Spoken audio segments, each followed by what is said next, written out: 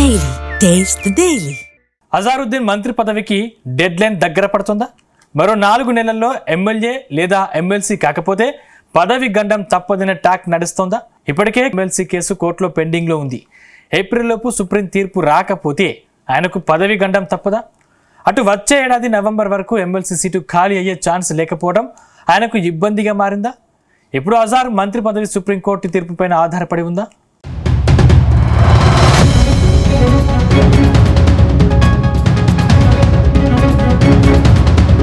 మహమ్మద్ అజారుద్దీన్ తెలంగాణ కేబినెట్లో మంత్రి. ఆయన ఇటీవల జూబ్లీహిల్స్ ఉప ఎన్నికల సమయంలో మైనారిటీ కోటాలో ఆయనకు మంత్రి పదవి దక్కింది.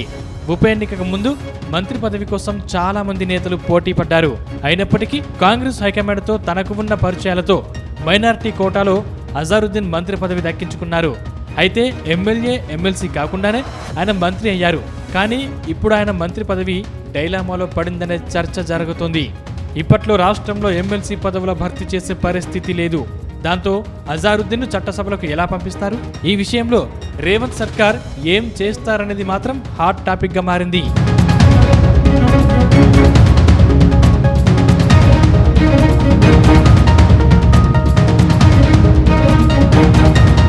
గత అసెంబ్లీ ఎన్నికల్లో కాంగ్రెస్ పార్టీ భారీ మెజార్టీతో విజయం సాధించింది. దాంతో కాంగ్రెస్ సర్కార్ గవర్నర్ కోటాలో 2 నేతల పేర్లను నామినేట్ చేసింది. ఇందులో కోదండరాం, అమీర్ అలీ ఖాన్ కు ఛాన్స్ ఇచ్చారు. అప్పటికే బీఆర్ఎస్ పార్టీ 2 నేతలకు గవర్నర్ కోటాలో ఎమ్మెల్సీలు నామినేట్ చేసింది. కానీ అప్పటి గవర్నర్ తమిళసై సౌందరరాజన్ ఈ 2 పేర్లను తిరస్కరించింది. దాంతో దాసోజు శ్రావణ్, మాజీ ఎమ్మెల్యే కుర్ర సత్యనారాయణ సుప్రీంకోర్టుకు వెళ్లారు. తమ పేర్లను తిరస్కరించి కాంగ్రెస్ ప్రభుత్వం మరో 2 పేర్లను సిఫారసు చేయడాన్ని కోర్టులో వ్యతిరేకించారు. చివరకు ఇరు వర్గాల వాదనలు విన్న సుప్రీం కోదండరాం, అమీర్ అలీ ఖాన్ పేర్లను రద్దు చేసింది. ఆ తర్వాత తిరిగి అమీర్ ఖాన్ స్థానంలో అజారుద్దీన్ పేరును చేర్చిన ప్రభుత్వం మరోసారి గవర్నర్ కోటాలో ఎమ్మెల్సీలుగా నామినేట్ చేశారు. అయితే వీళ్ల నియామకాలకు సంబంధించి సుప్రీంకోర్టు నుంచి ఇంకా గ్రీన్ సిగ్నల్ రాలేదు.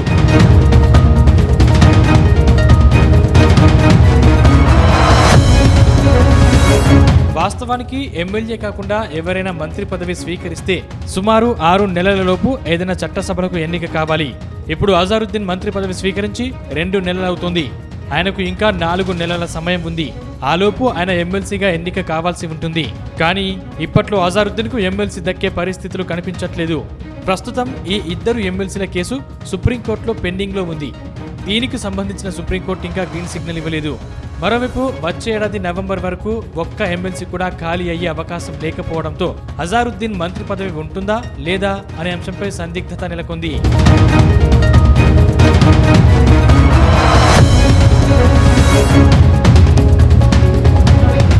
మొత్తం మీద అజారుద్దీన్ కు మరో 4 నెలల సమయం ఉంది. ఆలోపు సుప్రీంకోర్టు తీర్పు వీరికి అనుకూలంగా వస్తే అజారుద్దీన్ పదవి గండం నుంచి తప్పించుకుంటారు. అలా కాకుండా తీర్పులో ఏదైనా తేడా కొడితే మాత్రం ఆయన పదవి నుంచి తప్పుకోవాల్సిందే.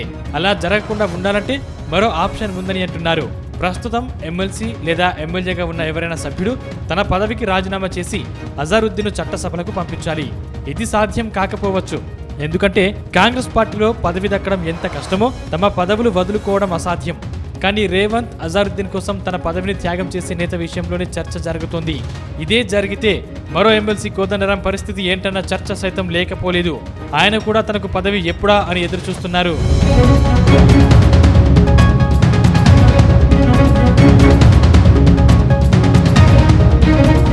మొత్తం మీద అజారుద్దీన్ కు మంత్రి పదవిపై ఇప్పుడు రకరకాల చర్చ జరుగుతుంది. అయితే అజారుద్దీన్ విషయంలో సీఎం రేవంత్ రెడ్డి ఎలాంటి వ్యూహంతో ముందుకు వెళ్తారో అనేది ఇప్పుడు ఆసక్తికరంగా మారింది. ఇక్కడే మరో చర్చ సైతం జరుగుతుంది. ఖైరతాబాద్ ఎమ్మెల్యే దానం నాగేందర్ రాజీనామాకు రెడీ అయ్యారు. త్వరలోనే ఖైరతాబాద్లో బైపోల్ వస్తోందని అంటున్నారు. ఒకవేళ దానం నాగేందర్ తన పదవికి రాజీనామా చేసి ఆ స్థానంలో అజారుద్దీన్ను పోటీ చేయిస్తారనే టాక్ సైతం వినిపిస్తుంది. మొత్తం మీద సుప్రీంకోర్టులో అజార్కు ఎదురుదెబ్బ తగిలితే మాత్రం అజారుద్దీన్ పోస్ట్ బూస్టు అని అధికార పార్టీ నేతలే తెగ చర్చించుకుంటున్నారు.